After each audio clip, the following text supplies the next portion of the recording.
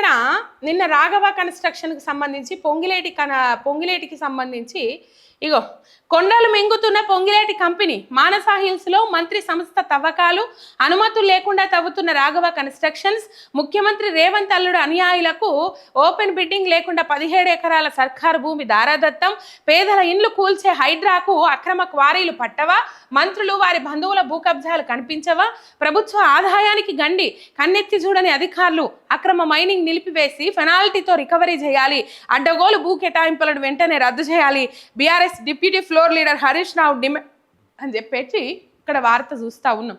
నిన్న వేసుకున్నాం మనం దాదాపు నిన్న పొద్దుగాల 8:30 గంటలకు ఇవన్నీ బయట పెట్టిండ్రు మాజీ మంత్రి హరీష్ రావు గారు. అక్కడ లొకేషన్స్తో సహా అన్ని బయట పెట్టిండ్రు.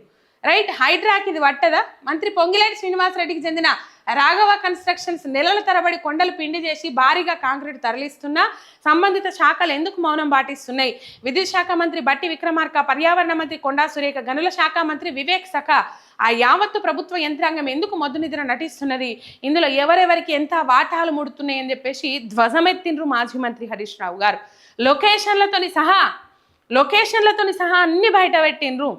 రాజేంద్రనగర్ మండలంలోని మానసా హిల్స్లో కొండను ఎట్లా తవ్వి పిప్పియేస్తా ఉన్నారో ఒకసారి మీరు ఆ వీడియోలలో చూడండి, మీకు తెలుస్తుంది.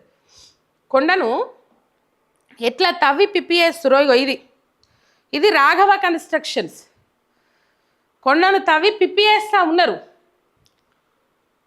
ఇది చూడుర్రి, క్రషర్లు అండ్ అవి ఇవి అన్నీ అక్కడే.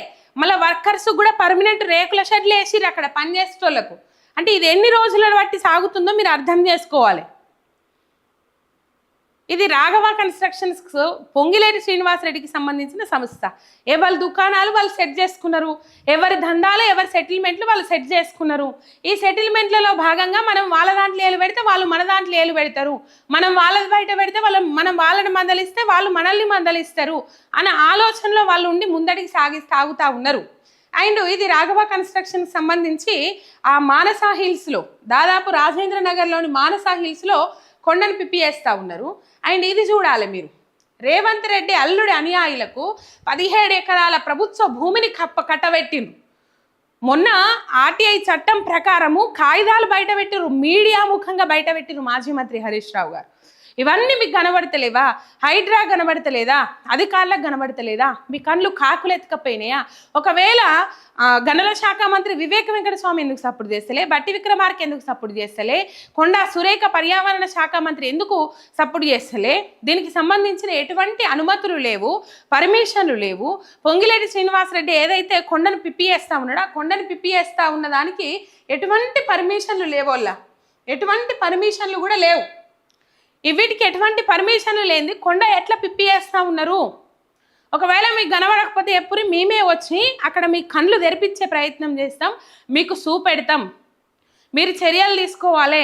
ఇంతవరకు తవ్విన కంకర ఏదైతే ఉన్నదో దాని నుంచి పొందిన ఆదాయం అండ్ దాని నుంచి పొందిన ఆదాయము పెనాల్టీతో సహా రికవరీ చేయాలి అని చెప్పేసి ధ్వజమెత్తిండ్రు, డిమాండ్ చేసిండ్రు మాజీ మంత్రి హరీష్ రావు గారు. ఒకసారి ఇగో ఈ వీడియోలు చూడరు, మీకు అర్థమవుతుంది.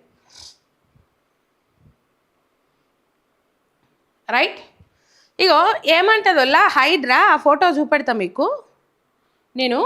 ఇగో గొప్పలు రాపించుకొచ్చుకుంటారు పత్రికలల్లా. 600 కోట్ల భూమిని కాపాడిన హైడ్రా, 120 ఎకరాలు కాపాడిన హైడ్రా, లేకపోతే 60 కోట్ల భూములను కాపాడిన హైడ్రా, ఇట్లా రాపించుకొచ్చుకుంటా వస్తూ ఉంటారు. మేము పర్యావరణాన్ని కాపాడుతాం, చెరువులను కాపాడుతాం, నాలాలను కాపాడుతాం, కుంటలను కాపాడుతాం, కొండలను కాపాడుతాం. మరి ఇలా కళ్ళు కనబడతలేవా హైడ్రాకు? పేదోని ఇంటి మీదకి దూసుకొని పోతా ఉన్నది. ఖమ్మం వెలుగుమట్లలో భూదాన భూములలో 600-700 ఇండ్లను కూల్చేసి 3000 మందిని నిరాశ్రయులను చేస్తే ఇలా హైడ్రా సప్పుడు అయ్యేది. హైడ్రా వాటి మీదకి దూసుకొని పోతుంది. ఈ పొంగిలేటి శ్రీనివాసరెడ్డి, బట్టి విక్రమార్క, తుమ్మల నాగేశ్వరరావు, ఈ 3 మంత్రులు ఉన్నారు ఆడ. అబ్బా, త్రిమూర్తులు ఉన్నారు మా జిల్లాకి. ఏం తక్కువ ఏం కొదవలేదు అనుకున్నారు కావచ్చు. ఖమ్మం ప్రజల నోట్ల మనోసిరి 3 మంత్రులు ఉండి, ఖమ్మం ప్రజలను ఆగం చేసిరు ఈ 3 మంత్రులు ఉండి. అన్నా ఇట్లా దొబ్బుకానికి తలిగినరు, ఇట్లా మింగుటానికి తలిగినరు. ఇక పోతే రాదన్నట్టు ధ్రువపు ఎలుగు వంటి కదా. 6 నెలలు నిద్రలో ఉండి 6 నెలలు బయటకు వచ్చి తిండి మీద పడుతుందో 10 ఏళ్ళ అధికారం కోల్పోయినాము. ఈ 10 ఏళ్లలో ఎంతగానం మనం అధికారంలో ఉంటే సంపాదించుకుంటామో ఈ 2 ఏళ్లలో ఇంకంత సంపాదించుకోవాలని చెప్పేసి ఇక వాళ్ళే బయట పెట్టుకుంటా ఉన్నారు. వాళ్ళు బయటకు పెట్టుకోకుండా అది చేయడం కోసము క్యాబినెట్ మీటింగ్లు ఏర్పాటు చేసుకుంటా, క్యాబినెట్ సమావేశాలు ఏర్పాటు చేసుకుంటా, మంత్రుల మధ్య సమన్వయం ఏర్పాటు చేసుకుంటా ఉన్నారు. ఇక్కడ కుదరకపోతే ఢిల్లీ బాట పట్టి ఢిల్లీ దగ్గర అది చేసుకుంటా ఉన్నారు. ఇట్లా పెద్దగా రాసుకుంటారు. మరి ఇలా పాపము ఆ భూములు కోల్పోయి ఆ క్రషర్లు పెట్టి ఆ కంకర మొత్తం దోపుక తింటా అన్నారు కదా, ఆ కొండను మొత్తం పిప్పి ఎత్తారు కదా. రైట్, ఇగో నైని అక్రమాలపై నాన్సివేత, బొగ్గు టెండర్లపై నిజాలు నిగ్గుదేల్చని కేంద్రం ఇంకా విచారణలోనే ఉన్నదని ఆర్టీఐ సమాధానం. నాడు 3 రోజుల్లో నివేదిక ఇవ్వాలని హడావిడి, 30 రోజులు దాటిన బహిర్గతం కాని రిపోర్టు. సాంకేతిక కమిటీ నివేదిక కాపీ కోరిన టీబీజీకేఎఫ్ లూటీ కోసమే కేంద్ర రాష్ట్ర ప్రభుత్వాల జాప్యం. జీకేఎస్ అధ్యక్షుడు రాజిరెడ్డి మండిపాటు అని చెప్పేసి ఇక్కడ వార్త. దేశవ్యాప్తంగా దుమారం రేపిన నైని బొగ్గు గని టెండర్ల అక్రమాలను నిగ్గుదేల్చడంలో కేంద్ర బొగ్గు మంత్రిత్వ శాఖ నిర్లక్ష్యం చూపుతున్నదన్న విమర్శలు వెల్లువెత్తుతున్నాయి. నైని టెండర్లలో అక్రమాలు, నిబంధనల ఉల్లంఘన వంటి అంశాలపై మేఘాల మీద సాంకేతిక కమిటీ వేయడంతో పాటు విచారణ జరిపి 3 రోజుల్లో నివేదిక ఇవ్వాలని ఆదేశించిన కేంద్రం ఆ తర్వాత జోరు చూపడం లేదన్న ఆరోపణలు వ్యక్తమవుతా ఉన్నాయి. విచారణ జరిపి 30 రోజులు దాటినా నేటికి నివేదికను బహిర్గతం చేయకపోవడంపై అనేక అనుమానాలు వెల్లువెత్తుతున్నాయి. అనేక అనుమానాలు బయటపడతా ఉన్నాయి. ఏమున్నది, ఇక్కడ బీజేపీ కాంగ్రెస్ కుమ్మక్కైనాయి. అక్కడ పోయి రేవంత్ రెడ్డి బట్టి విక్రమార్క మధ్య అయోధ్య కుదిరిచిండ్రు కాంగ్రెస్ అధిష్టానం, ఢిల్లీ అధిష్టానం. ఇలా 64వసారి ఢిల్లీకి పోయిండు. రాజ్యసభ ఎంపీ అభ్యర్థులను ప్రకటించడం కోసం అని అన్నారు. కానీ దాంట్లో ఇంకా లోపాయికారి ఒప్పందాలు ఇంకా చాలా ఉంటాయి. 64వసారి ఢిల్లీకి పయనం కడతా ఉన్నాడు మూటలు పట్టుకొని అని అనుకుంటున్నా నేనైతే. తెలంగాణ సమాజం కూడా గదే అనుకుంటా ఉన్నది. రైట్, ఆయన సూచించడంలో ఆయన కావాలండి. సరే, కేంద్ర మంత్రి కిషన్ రెడ్డి, ఇక్కడ బీజేపీ నాయకులు బండి సంజయ్ ఎవ్వరు సపోర్ట్ చేస్తలేదు. వాళ్ళ ఈ నైని బొగ్గు బ్లాక్ సంబంధించి పెద్ద దుమారమే సృష్టించారు కదా.